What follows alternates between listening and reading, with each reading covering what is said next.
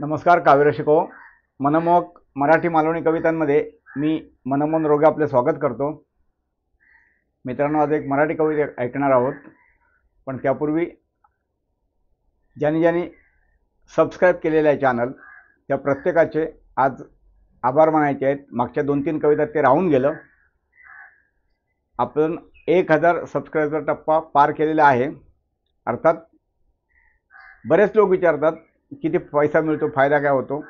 ते पैशासाठी नाही आहे, पैसा मिळतो चॅनल यूट्यूब चॅनलवरून, पण त्याचे निकष वेगळे असतात।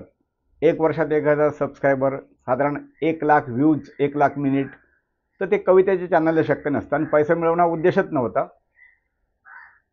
1000 सबस्क्राईब झाल्यानंतर एक आपण टप्पा गाठला। आपलं आता 5वं वर्ष सुरू आहे, फार उशीर झाला आहे, तरीसुद्धा कवितेच्या चॅनलला 1000 सबस्क्राईब होणं ही सुद्धा मोठी गोष्ट आहे। त्यामुळे ज्यांनी सबस्क्राईब केलेले आहे आणि पुढे करणार आहेत ते सगळ्यांचेच मी आभार मानतो आणि तुमचं स्वागत करतो। तुम्हाला धन्यवाद देऊन आजची कविता सुरू करूया। आजची कवितेचे शीर्षक आहे मराठी कविता तोही एक काळ होता। याच शीर्षकाची आपण मे 2022 मध्ये एक कविता ऐकलेली आहे। हाच विषय आमच्या एका कवीच्या जे व्हॉट्सअप समूह आहे तिथे दिलेला होता आणि त्या कवितेसुद्धा मी सांगितलेलं आहे। ह्या शीर्षकाच्या कविता मी 2 लिहिल्या होत्या, एक आपण मे 22 मध्ये ऐकलेली आहे आणि आज आपण दुसरी कविता ऐकूया। कविता सुरू करतो। असाही एक काळ होता। त्या कवितेचे शीर्षक दिले तोही एक काळ होता। ह्याचं फक्त शीर्षक बदललं, विषय तोच आहे। असाही एक काळ होता। सगळ्याच कामांसाठी लागतो सारखा मोबाईल आता। सगळ्याच कामांसाठी लागतो सारखा मोबाईल आता। रिमाइंडर कॉल मेसेज करू नये, अरे रे विसरलो म्हणता। रिमाइंडर कॉल मेसेज करू नये, अरे रे विसरलो म्हणता। पूर्वी 4-6 महिने आधी ठरवून लोक भेटत होते न विसरता। पूर्वी 4-6 महिने आधी ठरवून लोक भेटत होते न विसरता। फोन नसतील पण माणूस दिल्या शब्दाला जागत होता। असाही एक काळ होता। माणूस दिलेल्या शब्दाला जागत होता, असाही एक काळ होता। माणूस माणसाला करतो आहे नजरेआड। माणूस माणसाला करतो आहे नजरेआड। थांबायला बोलायला आहे कुठे सवड। बघा ना, आता फोन फ्री झाले आहेत, लोकल फोन, पण आपण एकमेकांना फोन करत नाही। जेव्हा पैसे लागत होते, शुल्क लागत, सशुल्क फोन होते, तेव्हा माणूस सतत बोलत होते, पण आज माणूस माणसाला फोन करत नाही, नुसतं इमेजेस किंवा मेसेज पाठवतोय। माणूस माणसाला करतो आहे नजरेआड। थांबायला बोलायला आहे कुठे सवड। एक दुसऱ्याकडे जाणे तर दूरच, फुकट फोन तरी बोलणे नकोच। रस्त्यात होत होत्या गप्पा, तेव्हा रस्त्यात होत होत्या गप्पा उभ्या उभ्या चालता चालता। पाहुणे येत जात होते प्रेमाने कधी न सांगता न विचारता। पाहुणे येत जात होते प्रेमाने कधी न सांगता न विचारता। आता फोन करून जावं लागतं। फोन सशुल्क होते तरी संवाद होत होता। असाही एक काळ होता। असाही एक काळ होता। प्रत्येकाला बेडरूममध्ये वेगळा टीव्ही लागतो आता। प्रत्येकाला बेडरूममध्ये वेगळा टीव्ही लागतो आता। एका मोबाईलने काय होते, 2 फोनमध्ये 4 सिम असतात आता। 2 फोनमध्ये 4 सिम असतात आता। 80च्या दशकात नुकतेच दूरदर्शन आले होते। 80च्या दशकात नुकतेच दूरदर्शन आले होते। चाळीत कुणातरी एकाकडे ते पाहण्यास लोक जमत होते। चाळीत कुणाकडे एकाकडे पाहण्यास लोक जमत होते।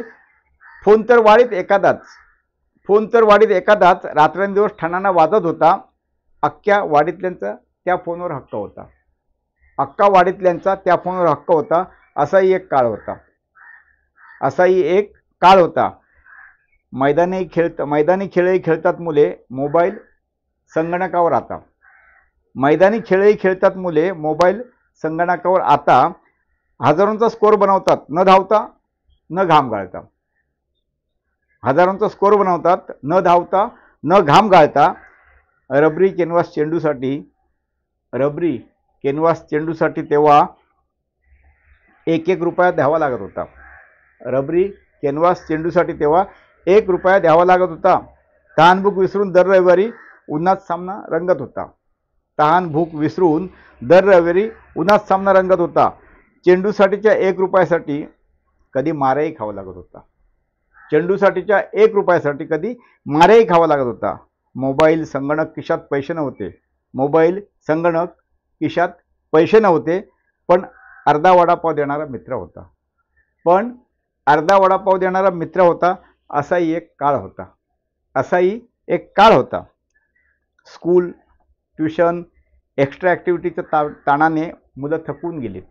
आता स्कूल, ट्युशन, एक्स्ट्रा ॲक्टिव्हिटीच्या ताणाने मुलं थकून गेलीत.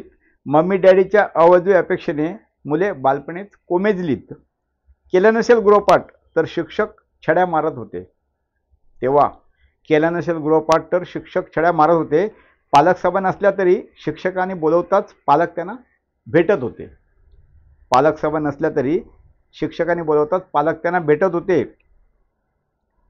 शिक्षक, मुले, पालक यांच्यात छान सुसंवाद होता. शिक्षक, मुले, पालक यांच्यात छान सुसंवाद होता. मुलांच्या पाठीवर ओझे नव्हते. मुलांच्या पाठीवर ओझे नव्हते. शाळेतून आल्यावर विद्यार्थी खुशाल खेळत होता. असाही एक काळ होता. शाळेतून आल्यावर विद्यार्थी खुशाल खेळत होता. असाही एक काळ होता. फेसबुक, व्हॉट्सअपवर मित्र हजारो. फेसबुक, व्हॉट्सअपवर मित्र हजारो, तरी संकटकाळी हाकेला कुणी नाही. बघा ना, फेसबुक, व्हॉट्सअपवर मित्र हजारो, तरी संकटकाळी हाकेला कुणी नाही. आभासी दुनियेत मृगजळाची कमी नाही. आभासी दुनियेत मृगजळाची कमी नाही. कुणी रुग्णालयात जाता शेजारी अक्की चाळ मदतीला धावत होती. कुणी रुग्णालयात जाता शेजारी अक्की चाळ मदतीला धावत होती. आपली मुले शेजाऱ्यांकडे तर शेजाऱ्यांची आपल्याकडे, आपली मुले शेजाऱ्यांकडे तर शेजाऱ्यांची आपल्याकडे न संकोचता खात होती. आपली मुले शेजाऱ्यांकडे तर शेजाऱ्यांची आपल्याकडे न संकोचता खात होती. ॲटिट्यूड प्रायव्हसीच्या डोक्यात वारा भिनला नव्हता. ॲटिट्यूड प्रायव्हसीचा डोक्यात वारा भिनला नव्हता. दिवाळीचा फराळ एकत्र जमून बनवला, खाल्ला जात होता. दिवाळीचा फराळही एकत्र बनवला आणि खाल्ला जात होता. असाही एक काळ होता.